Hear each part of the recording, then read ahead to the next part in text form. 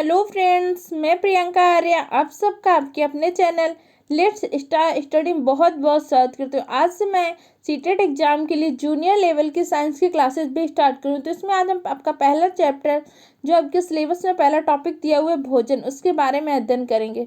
तो चलिए हम स्टार्ट करते हैं। जैसे कि आप सबको पता है सीटेट एग्जाम में क्या होता है, एनसीईआरटी बेस्ड फैक्ट पूछे जाते हैं।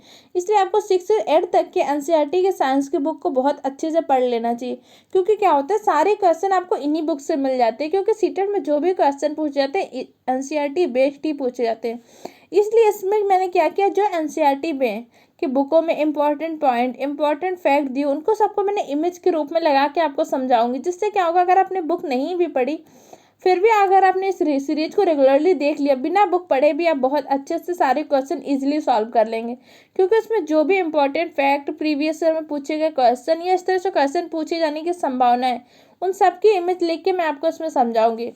तो चलिए आज हम पढ़ते हैं पहले भोजन। तो पहले पता है मुझे भोजन होता क्या है।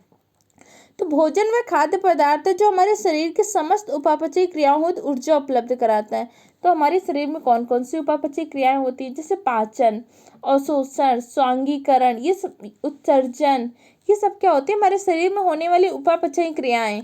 और इन क्रियाओं के लिए हमें क्या होता है, ऊर्जा की आवश्यकता पड़ती है। ऊर्जा हमें कैसे मिलती है, भोजन से। भोजन कैसे होता है, वो खाद्य पदार्थ का तात्पर्य क्या होता है, खाने योग्य। हम वही तो चीज तो खाएंगे जो हमारे खाने योग्य, वही तो हमें ऊर्जा प्रदान करती है।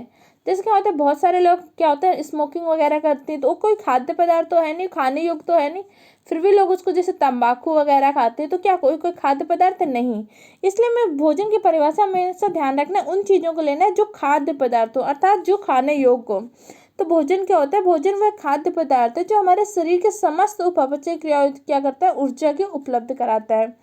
अब आपसे पूछ सकते हैं कि भोजन के स्रोत। तो भोजन के मुख्यतः दो स्रोत होते हैं। पहला क्या होता है, पादप स्रोत, दूसरा आपको जंतु स्रोत। पादप स्रोत में वो सारी वस्तुएं आएंगी जो हमें किसी पेड़ पौधे पादप से प्राप्त होती है।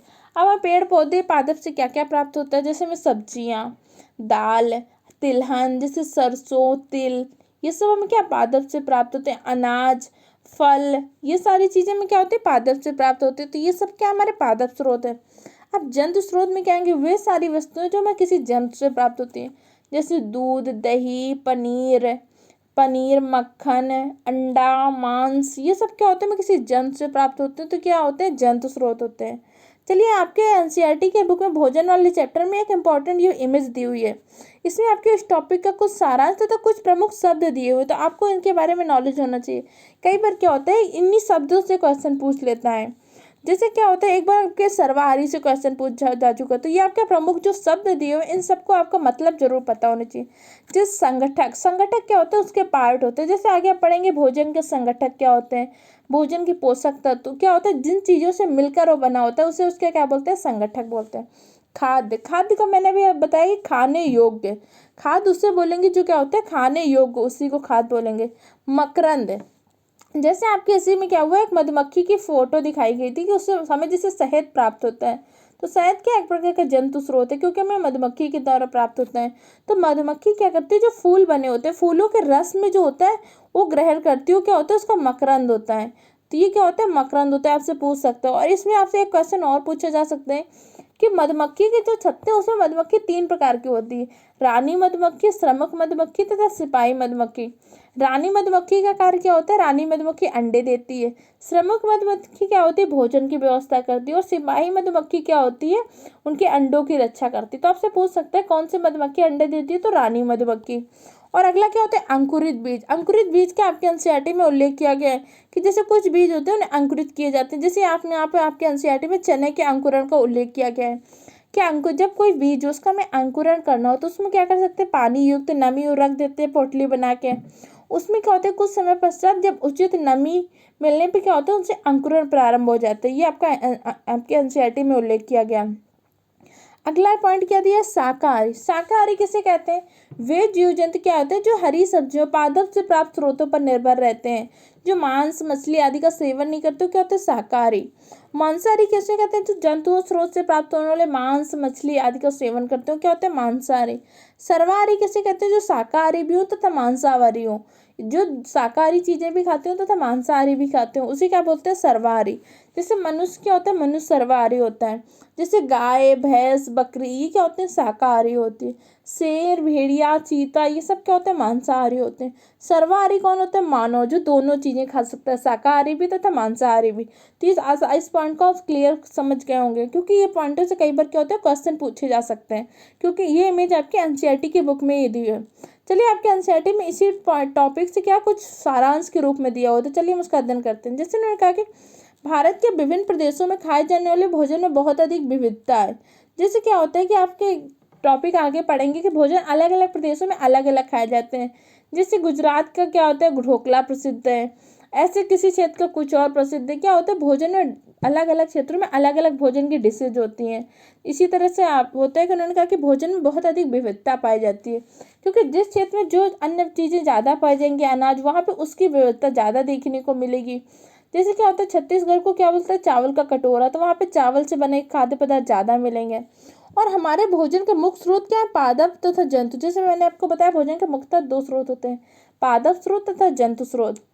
जो जंतु केवल पादप खाते हैं उन्हें क्या कहते हैं, शाकाहारी। जो जंतु केवल जंतुओं को खाते हैं उन्हें मांसाहारी। जो जंतु पादप तथा दूसरे प्राणी दोनों खाते हैं उन्हें क्या कहते हैं, सर्वाहारी। तो इस पॉइंट को आप समझ गए हो। तो चलिए आगे हम पढ़ते हैं। आगे हम भोजन के पोषक तत्व के बारे में पढ़ते हैं। अब आपको पता है भोजन के पोषक तत्व होते क्या हैं। भोजन के वे घटक जिनकी आवश्यकता शारीरिक वृद्धि, जनन, स्वास्थ्य, जीवन के लिए प्रचुरता से होती है उन्हें क्या कहते हैं, पोषक तत्व। क्योंकि हमें भोजन से क्या होता है, शारीरिक उपापचय क्रियाओं के लिए ऊर्जा उपलब्ध होती है। लेकिन फिर हम क्या होता है, भोजन में सब कुछ तो हम ग्रहण नहीं कर सकते, क्योंकि हम खाते क्या, हम जैसे दाल चावल रोटी सब्जी ये काफ़ी ज़्यादा मात्रा में खाते हैं। लेकिन हमारा शरीर क्या करता है, उनके सिर्फ आवश्यक पोषक तत्व को ही ग्रहण करता है, बाकी चीज़ों के क्या करता है, उत्सर्जन कर देता है। तो आप सोचा हमारे शरीर में जैसे वृद्धि होती है, जनन, स्वास्थ्य, जीवन, इन सब के लिए हमें पोषक तत्व की आवश्यकता होती है। जो इन सब तत्व की आवश्यकता होती है तो हमारे पोषक तत्व प्राप्त किससे होते हैं, तो हमें भोजन से प्राप्त होते हैं। तो आपसे पूछ सकते हैं भोजन के प्रमुख पोषक तत्व कौन से होते हैं। तो भोजन में मुख्यतः 7 पोषक तत्व होते हैं। पहला आपके क्या होते हैं, कार्बोहाइड्रेट। कार्बोहाइड्रेट क्या होता है, सबसे प्राथमिक स्रोत होता है ऊर्जा का। फिर प्रोटीन, प्रोटीन को क्या कहते हैं, कोशिकाओं की मरम्मत व क्षय के लिए। फिर वसा, विटामिन्स, खनिज लवण, जल तथा फाइबर्स भी आपके माने जाते हैं। फाइबर्स क्या होता है, अल्प मात्रा में व्यक्ति को आवश्यकता होती है। तो चलिए हम भोजन के पोषक तत्वों का एक एक पॉइंट डिस्कस करते हैं। सबसे पहले हम पढ़ते हैं कार्बोहाइड्रेट्स के बारे में। कार्बोहाइड्रेट क्या होता है, कार्बोहाइड्रेट कार्बन, हाइड्रोजन तथा ऑक्सीजन के 1:2:1 के अनुपात से मिलने से बना है। तो इसलिए जो इंपॉर्टेंट चीज़ें मैंने उनको हाईलाइट कर दी है, इनको आप बहुत अच्छे से ध्यान रखिएगा। और कार्बोहाइड्रेट ऊर्जा का प्रमुख स्रोत होता है। जो हमें शरीर में ऊर्जा मिलती है, प्रमुख स्रोत किससे मिलती है, कार्बोहाइड्रेट से। जब व्यक्ति को पहले कार्बोहाइड्रेट से ऊर्जा मिलती है, उसके बाद जब अगर कार्बोहाइड्रेट नहीं ग्रहण कर रहा है तो उसके बाद व्यक्ति को क्या होता है, फैट से ऊर्जा मिलना प्रारंभ हो जाती है। और एक स्थिति ऐसी आ जाए कि उसके पास फैट ही ना बचे, तब प्रोटीन ऊर्जा देना प्रारंभ करेगी। और अगर ऐसी स्थिति है जब उसके पास प्रोटीन भी ना बचे तो अत्यंत दयनीय स्थिति होगी। उसमें क्या होगा, फिर व्यक्ति की मृत्यु हो जाएगी। जैसे कई बार क्या होता है कि बहुत टाइम तक व्यक्ति कार्बोहाइड्रेट नहीं खा रहे, तो कार्बोहाइड्रेट की जो अतिरिक्त मात्रा होती है, जैसे हम खाना होता है ऐसा तो नहीं कि जितना शरीर को जरूरत उतना ही खाते। कई बार हम थोड़ा ओवर डाइट भी कर लेते हैं, ज़्यादा खा लेते हैं, तो हमारे पास जो ज़्यादा कार्बोहाइड्रेट हो जाता है उसका शरीर क्या करता है, संचय कर लेता है। संचय किस रूप में करता है, तो फैट के रूप में। इस पॉइंट को याद रखना, कई बार पूछ सकते हैं कि अतिरिक्त जो कार्बोहाइड्रेट होता है उसका संचय किस रूप में होता है, तो फैट के रूप में होता है। और कार्बोहाइड्रेट शरीर को ऊर्जा प्रदान करते हैं, तो किस प्रक्रिया द्वारा आपसे पूछ सकते हैं। तो कार्बोहाइड्रेट शरीर को ऑक्सीकरण के पश्चात ऊर्जा प्रदान करते हैं। किसके पश्चात, ऑक्सीकरण के पश्चात। चलिए हम पढ़ते हैं। कई बार आपसे ऐसा पूछ सकते हैं कि एक कार्बोहाइड्रेट के ऑक्सीकरण से कितनी कैलोरी ऊर्जा उत्पन्न होती है। तो 1 ग्राम कार्बोहाइड्रेट के ऑक्सीकरण से लगभग 4 किलो कैलोरी ऊर्जा उत्पन्न होती है। और मनुष्य के भोजन की कुल ऊर्जा में 60 से 80% ऊर्जा क्या होती है, में कार्बोहाइड्रेट से प्राप्त होती है। तो आपसे पूछ सकते हैं कार्बोहाइड्रेट के स्रोत क्या होते हैं। जैसे यहाँ पे आपके एनसीईआरटी में इमेज दिखाई हुई है, आलू, गन्ना, पपीता, तरबूज, आम, मक्का, ज्वार, तिल, गेहूँ, शकरकंद, ये सब क्या प्रमुख कार्बोहाइड्रेट के स्रोत हैं। तो आपसे कई बार ऐसे ही एग्जाम में पूछ लेता है इनमें से कौन सा कार्बोहाइड्रेट का स्रोत है, क्या इनमें से कौन सा नहीं है। तो इनमें कौन से स्रोत नहीं, आप जो इनमें से ना हुआ आपका नहीं होता है। जैसे आलू है, केला, आम, अनाज में चावल, गेहूँ, मक्का सबसे ज़्यादा कार्बोहाइड्रेट का स्रोत होती है। शर्करा आदि क्या प्रमुख कार्बोहाइड्रेट के स्रोत हैं। और आप जैसे मैंने अभी आपको बताया अतिरिक्त कार्बोहाइड्रेट का शरीर में किस रूप में संचय हो जाता है, जो हमारे पास एक्स्ट्रा कार्बोहाइड्रेट होती है उसका संचय वसा के रूप में, फैट के रूप में हो जाता है शरीर में। चलिए अब हम पढ़ते हैं स्टार्च परीक्षण। ये आपकी एनसीईआरटी के बुक में स्टार्च परीक्षण को लेकर, स्टार्च किसको कहते हैं, मंड को कहते हैं, किसको कहते हैं। जैसे हमारे चावल में क्या होता है, जब आप चावल पकाते हैं तो उसमें देखते हैं क्या थोड़ा सा लिबलिबा लिबलिबा पदार्थ रहता है, वो क्या होता है, उसका मंड होता है। क्या होता है, मंड, स्टार्च। चलिए स्टार्च परीक्षण का हम पढ़ते हैं, आपके बुक में दिया हुआ है। इन्होंने कहा कि मंडी के परीक्षण से हम क्या कर सकते हैं, खाद्य पदार्थ या कच्ची सामग्री की अल्प मात्रा ले लीजिए। जिस भी खाद्य पदार्थ में आप परीक्षण करना है कि इसमें मंड है कि नहीं, स्टार्च है, फिर उसमें क्या करें, उसकी थोड़ी सी मात्रा लेके उसमें तनु आयोडीन विलयन, तो इस चीज को याद रखना, उसमें कौन सा विलयन डालेंगे, तनु आयोडीन विलयन कि 2 या 3 बूंद डालिए तथा खाद्य पदार्थ के रंग में होने वाले परिवर्तन को देखिए। अगर खाद्य पदार्थ का रंग नीला या काला हो जाता है तो यह दर्शाता है कि उसमें स्टार्च की उपस्थिति है। तो उसमें क्या बोला कि अगर आपको किसी भी खाद्य पदार्थ में परीक्षण करना है कि उसमें स्टार्च उपस्थित है कि नहीं, तो उसमें आप क्या करते हैं, पहले तो खाद्य पदार्थ को ले लीजिए, फिर उसमें क्या करना है, तनु आयोडीन के विलयन के 2 या 3 बूंद डालिए, और जब 2 या 3 बूंद डालने पे क्या हो जाए, उसका नीला या काला रंग हो जाए, तो ये दर्शाता है क्या उसमें स्टार्च की उपस्थिति है। जैसे आपके दिखाया गया कि इसमें बच्चे ने क्या किया, पॉट को इसको लिया, इसमें डाला, ये भी देखिए हल्का नीला हो गया, तो इसमें क्या स्टार्च पाया जाएगा। और आपसे पूछ सकते हैं मुख्यतः स्टार्च किसमें पाया जाता है, जैसे आलू में, ब्रेड में, चावल आदि में क्या होता है, मुख्यतः स्टार्च पाया जाता है। आपसे पूछ सकते हैं। चलिए अब हम भोजन का दूसरा पोषक तत्व तो क्या, प्रोटीन, प्रोटीन के बारे में पढ़ते हैं। प्रोटीन शब्द का सर्वप्रथम प्रयोग किसने किया था, आपसे पूछ सकते हैं। तो प्रोटीन शब्द का सर्वप्रथम प्रयोग किया था बर्जीलियस ने। किसने किया था, बर्जीलियस ने। तो कई बार ऐसे दे सकते हैं कि प्रोटीन शब्द का सर्वप्रथम प्रयोग किसने किया था, बर्जीलियस ने किया था। यह पूछ सकते हैं प्रोटीन का नामकरण किसने किया था, तो किसने किया था, बर्जीलियस ने। प्रोटीन एक प्रकार का जटिल कार्बनिक यौगिक है जो क्या होते हैं, लगभग 20 प्रकार के अमीनो एसिड से मिलकर बना होता है। तो आपसे पूछ सकते हैं कि प्रोटीन की इकाई किसको कहते हैं, तो प्रोटीन किससे मिलकर बना होता है, प्रोटीन आपका एमिनो अम्ल से मिलकर बना हो, तो प्रोटीन की इकाई हम एमिनो अम्ल क्या कहेंगे। और मानव शरीर का लगभग 15% जो भाग होता है प्रोटीन से बना होता है। हमारी जो कोशिकाओं में की मरम्मत होती है या कोई बार अंगों का क्षय हो जाता है, तो इन सब में कौन सा मदद करता है, प्रोटीन करता है। इसीलिए आप सब देखते हैं कि जो बॉडी बिल्डर होते हैं वो क्या करता है, प्रोटीन शेक्स वगैरह लेते हैं, क्योंकि कोशिकाओं की मरम्मत, अंगों की क्षय हो जाने पर इनका मुख्य कार्य किसका होता है, प्रोटीन करता है। इसीलिए और हमारे शरीर में प्रोटीन मिलकर किससे बना होता है, तो प्रोटीन मिलकर बना होता है अमीनो अम्ल से, और हमारे शरीर में लगभग 20 अमीनो अम्ल पाए जाते हैं। तो आपसे पूछ सकते हैं मानव शरीर में लगभग कितने अमीनो एसिड पाए जाते हैं, तो कितने, 20, जिसमें क्या होता है 10 अमीनो एसिड का निर्माण या संश्लेषण शरीर स्वयं कर लेता है। हमारे शरीर क्या करता है, 10 अमीनो एसिड का निर्माण स्वयं कर लेता है, और बाकी 10 अमीनो एसिड को क्या करता है, भोजन से ग्रहण करता है।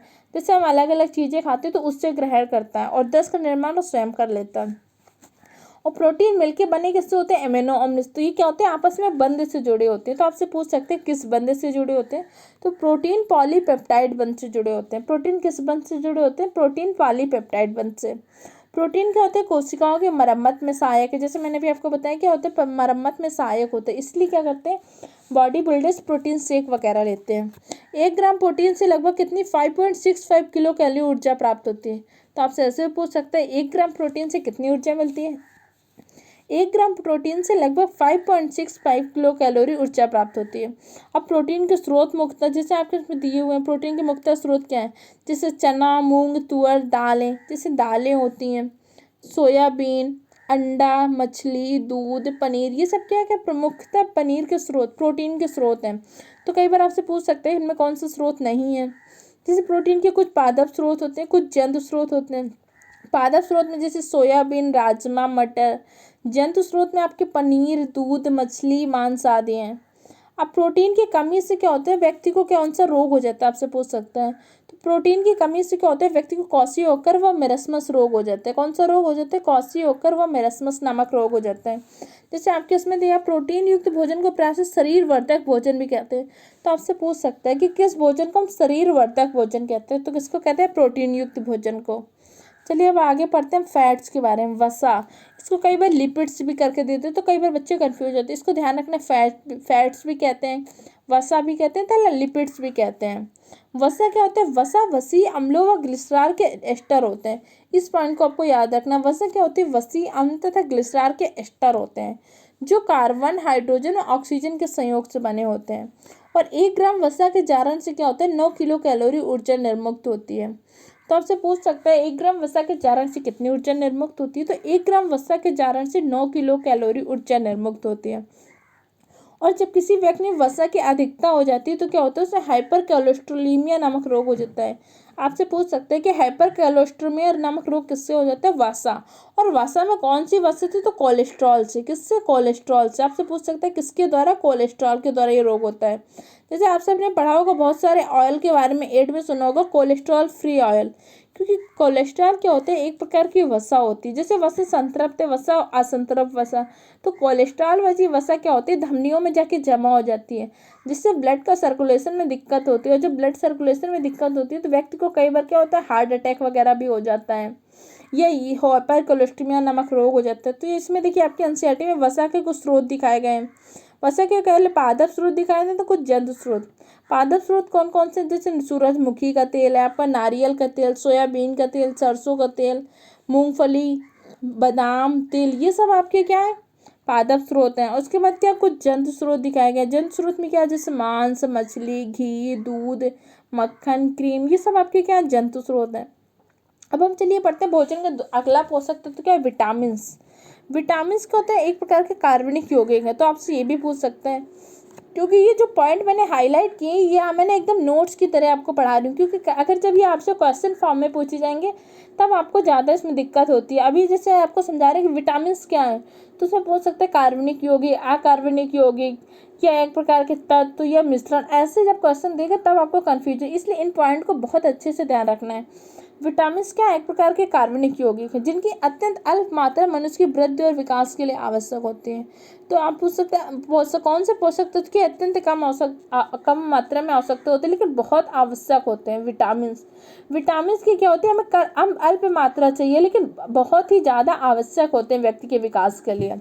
तो विटामिन के कुछ स्रोत आपको दिखाए गए हैं, जैसे कि विटामिन ए के स्रोत। विटामिन ए जो होता है मुख्यतः पीले फलों में पाया जाता है, जैसे गाजर में, पपीता में, आम में, तथा मछली के तेल में भी विटामिन ए पाई जाती है। विटामिन बी के स्रोत, जैसे चावल में, गेहूं में, यकृत में, ये क्या होता है, विटामिन बी पाया जाता है। और विटामिन बी के अलावा विटामिन सी मुख्यतः खट्टे फलों में पाई जाती है, नींबू में, आंवला, मिर्च, अमरूद, संतरा, टमाटर, इन सब में क्या होता है, विटामिन सी के स्रोत। तो आपसे कई बार पूछ सकते हैं विटामिन सी की कमी से कौन सा रोग हो जाता है, तो इसमें कौन सा रोग हो जाता है, स्कर्वी। कई बार आपसे इनके रोग भी पूछ लेते हैं, विटामिन सी की कमी से स्कर्वी रोग हो जाता है। और विटामिन डी के स्रोत, विटामिन डी क्या होते हैं, में सूर्य के द्वारा भी प्राप्त होती है, जैसे मछली, अंडा, दूध, ये सब क्या है, विटामिन डी के स्रोत हैं। विटामिन की खोज किसने की थी, तो विटामिन की खोज की थी फंक नामक वैज्ञानिक ने। किसने की थी, फंक नामक वैज्ञानिक ने की थी। विटामिन क्या होती है, उपापचय क्रियाओं में भी सहायक होती है, क्योंकि विटामिन क्या होता है, हमारी जो शरीर में होने वाली उपापचय क्रिया होती है उसमें सहायक होती हैं।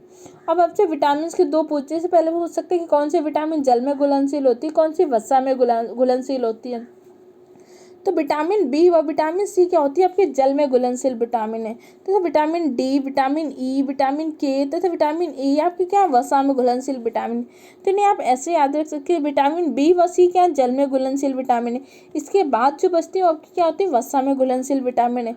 या इसको आप शॉर्ट फॉर्म में ऐसे याद कर सकते हैं, Deka, DEKA, vitamin D, vitamin E, vitamin के तथा विटामिन ए, ये क्या है, वसा में घुलनशील विटामिन है। तो इसे आप शॉर्ट फॉर्म में डेका करके आ सकते हैं कि डेका जो होता है वसा में घुलनशील विटामिन है। तो बी व सी क्या जल में घुलनशील विटामिन है। विटामिन की खोज किसने की थी, तो फंक ने किया था। चलिए हम पढ़ते हैं जल के बारे में। जल क्या है, तो जल एक प्रकार का क्या, अकार्बनिक यौगिक। इन सब चीज़ों को बहुत अच्छे से ध्यान रखना है। जल क्या है, एक प्रकार का अकार्बनिक यौगिक। और मानव शरीर का 60 से 70% भाग क्या होता है, जल से बना होता है। और जल क्या करता है, हमारे शरीर का ताप नियंत्रण भी करता है। जैसे क्या होता है, गर्मियों में हमारे शरीर में पसीना आती है, क्या करता है, ताप नियंत्रण क्या करता है, किसके द्वारा होता है, जल के द्वारा। और जल इसके अतिरिक्त क्या होता है, पाचन, परिवहन व उत्सर्जन में भी सहायक है। क्योंकि आप सब जानते हैं जो हम भोजन ग्रहण करते हैं उसका पाचन कैसे होता है, उसमें जल सहायक होता है तथा बहुत सारे एंजाइम जाके उसमें मिलते हैं, जिससे भोजन का पाचन होता है। फिर परिवहन होता है, भोजन से जो भोज्य पदार्थ हैं, पोषक तत्वों का परिवहन होता है, तो इसमें भी जल मदद करता है तथा उत्सर्जन में भी सहायक है। जल की कमी से निर्जलीकरण, जो डिहाइड्रेशन हम लोग सुनते हैं, तो किसकी कमी से होता है, जल की कमी से। चलिए हम पढ़ लेते हैं खनिज लवण के बारे में। धातु अधातु तथा उनके लवण को क्या कहते हैं? खनिज लवण कहते हैं। मनुष्य के शरीर में लगभग 4% भाग क्या खनिज लवण है। जैसे कुछ प्रमुख खनिज लवण जो हमारे शरीर की आवश्यकता होती है, चलिए हम पढ़ते हैं प्रमुख खनिज लवणों के बारे में। जैसे पहला क्या होता है? लोहा या आयरन। ये क्या होता है? हीमोग्लोबिन के निर्माण में सहायक है। जैसे आपने कई बार सुना हो कि हीमोग्लोबिन की कमी से क्या होता है? एनीमिया रोग हो जाता है। एक बार आपके एनसीईआरटी के बेस में बुक में क्वेश्चन भी दिया हुआ था, आपके एग्जाम में भी पूछा गया था कि एक डॉक्टर एक राधिका नामक लड़की को आंवला, पालक, गुड़, चना आदि खाने की सलाह दे रहे, तो बताइए उस व्यक्ति को कौन सा रोग है? तो उस बालिका को कौन सा रोग है जब उसे आंवला, पालक, गुड़, चना आदि के, ये सब क्या प्रमुख आयरन के स्रोत हैं, इनकी खाने की सलाह दे रहे, तो मतलब उसमें आयरन की कमी हो गई। आयरन की कमी होने पर व्यक्ति को कौन सा रोग हो जाता है? एनीमिया रोग। तो कई बार आपसे पूछ सकते हैं आयरन की कमी से कौन सा रोग होता है? एनीमिया। तथा हीमोग्लोबिन की कमी से एनीमिया, क्योंकि क्या होता है? आयरन हीमोग्लोबिन के निर्माण में सहायक होता है। तो इस पॉइंट को याद रखना। अगला हमारा कौन सा खनिज लवण होता है? कैल्शियम। कैल्शियम क्या होता है? अस्थि व दांतों के निर्माण में सहायक होता है। इसके अतिरिक्त कैल्शियम क्या होता है? रुधिर स्कंदन, जो हमारा ब्लड का क्लॉट होता है, ब्लड के क्लॉट में क्या होता है? कैल्शियम मिलकर उनसे क्या होता है? ब्लड का क्लॉट जमाता है। जिससे क्या होता है? कई बार हमें चोट लग जाती है, हमें चोट लगने पर थोड़ी देर बाद क्या होता है? ब्लड रुक जाता है। तो विटामिन के, कैल्शियम, थ्रोम्बोफिन, प्रोथ्राम्बिन, फाइब्रोनियोजिन, ये सब मिलकर क्या करते हैं? ब्लड का क्लॉट जमा देते हैं। और पेशी संकुचन में भी कैल्शियम सहायक होता है। तथा हृदय की कार्य की, इसके लिए भी क्या होता है? कैल्शियम एक आवश्यक तत्व है। अगला हम पढ़ते हैं आयोडीन। आयोडीन की कमी से, जैसे आप सब देखेंगे कि कौन सा रोग हो जाता है? आयोडीन की कमी से व्यक्ति को घेंगा रोग हो जाता है। और आयोडीन की प्राप्ति हमें किससे होती है? तो एक शैवाल से होती है। तो कई बार आपसे पूछ सकते हैं आयोडीन की प्राप्ति किस शैवाल से होती है? तो आयोडीन की प्राप्ति हमें लिमनेरिया शैवाल से होती है। किस शैवाल से होती है? लिमनेरिया शैवाल से। फास्फोरस। फास्फोरस क्या होता है? अस्थि व दांत के निर्माण में सहायक है। फ्लोरीन। फ्लोरीन की अधिकता से क्या होता है? व्यक्ति को फ्लोरोसिस नामक रोग हो जाता है।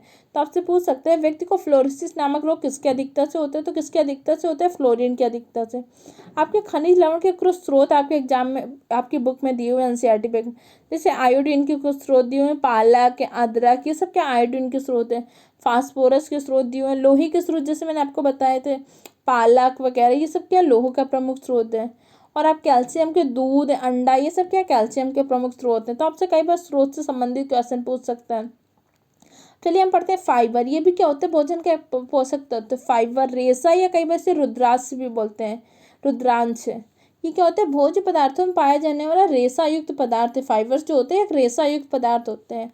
जैसे क्या होता है? डॉक्टर्स जब किसी का पाचन सही नहीं होता तो डॉक्टर से बोलते हैं खाने में फाइबर्स की मात्रा ज़्यादा करें। तो इसका मुख्य स्रोत क्या होता है? सलाद में, फल में, साबुत अनाज जैसे अंकुरित अनाज, इन सब में क्या होता है? फाइबर्स की मात्रा ज़्यादा होती है।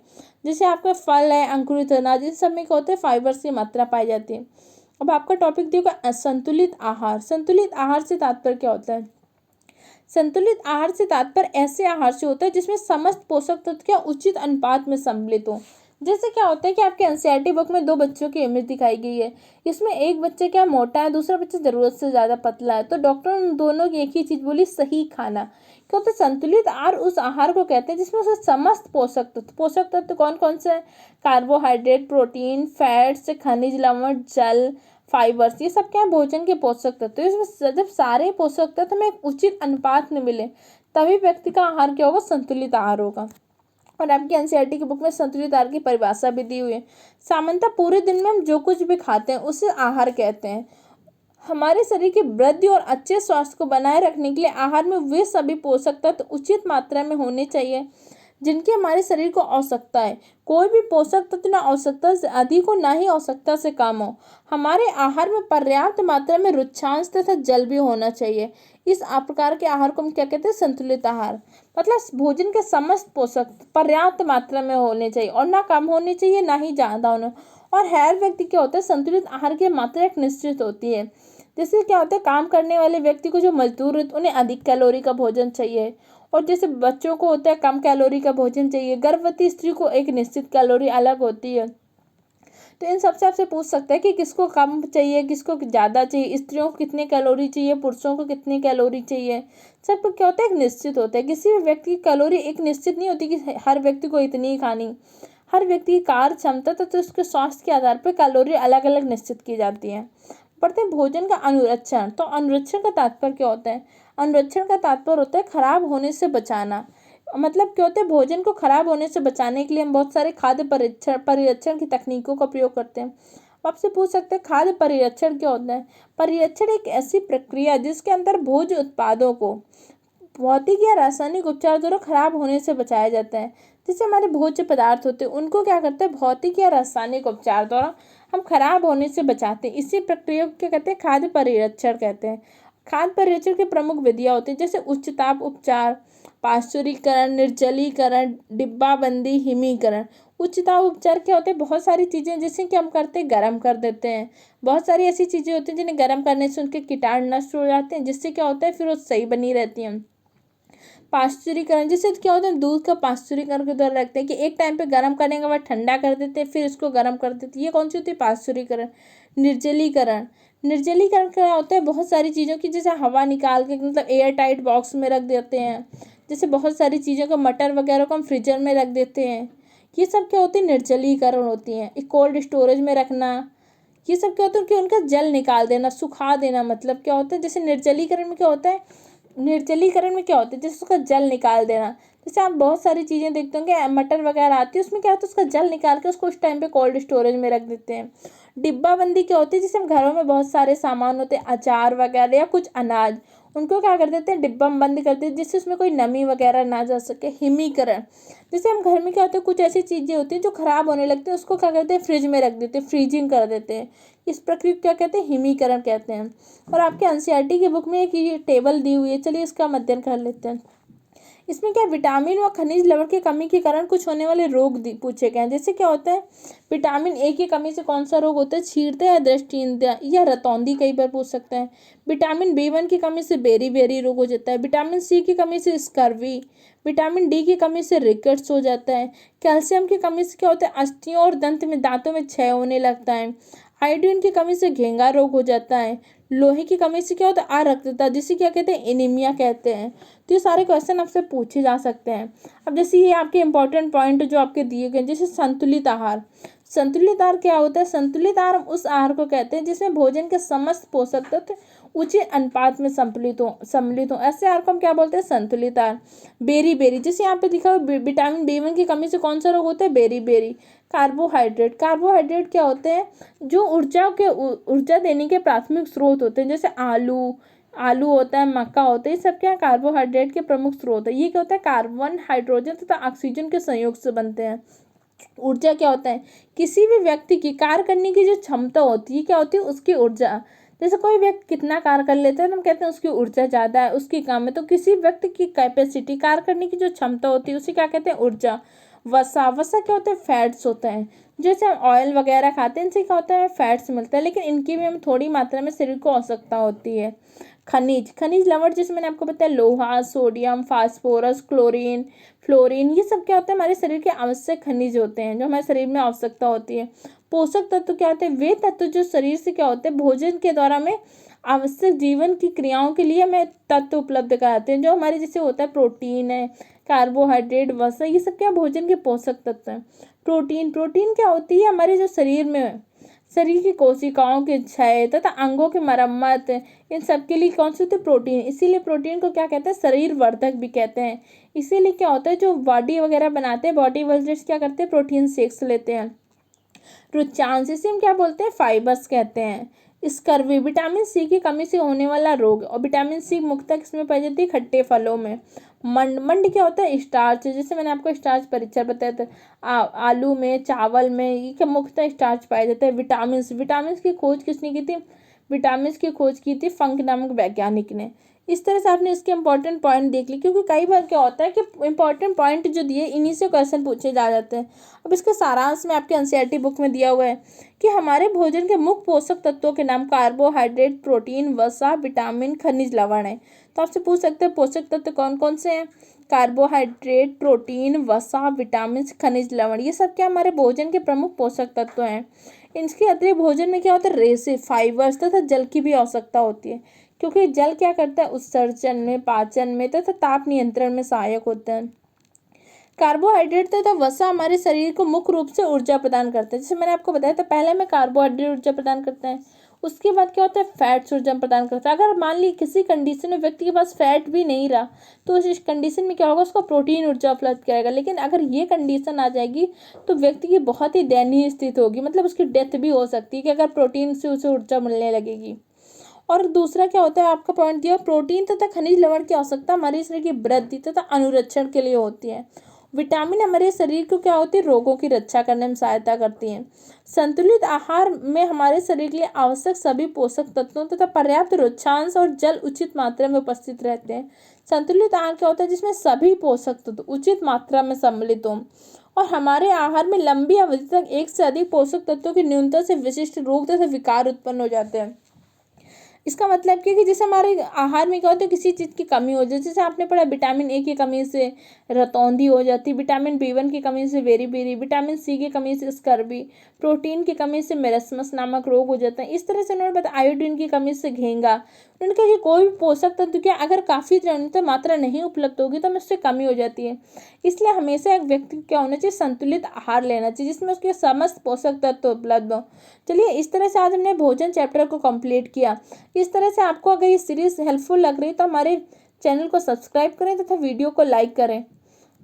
इसके अलावा हमारे चैनल में जो हो रहा है कि हमारे चैनल में सीटेट एग्जाम के लिए सीडीपी की भी क्लासेस चल रही हैं, तो मैथ पेडोलॉजी की भी क्लासेस चल रही हैं तथा हिंदी पेडोलॉजी क्लासें आप सबको पता है कंप्लीट हो चुकी हैं। तो ये सारी क्लासों को देख के उनके नोट्स बना के रिवीजन करते रहिए। तथा बहुत जल्द क्या हो रहा है, जैसे प्राइमरी लेवल के लिए ईवीएस की भी क्लासेस चल चुकी है, थ्योरी क्लासेस कंप्लीट हो चुकी हैं, ईवीएस की पेडोलॉजी क्लासें स्टार्ट होने वाली हैं। इन सारी क्लासों को आप देखते रहिए तथा नोट्स बना के रेगुलरली रिवीजन करते रहिए। तो okay friend, thank you for the watching the video.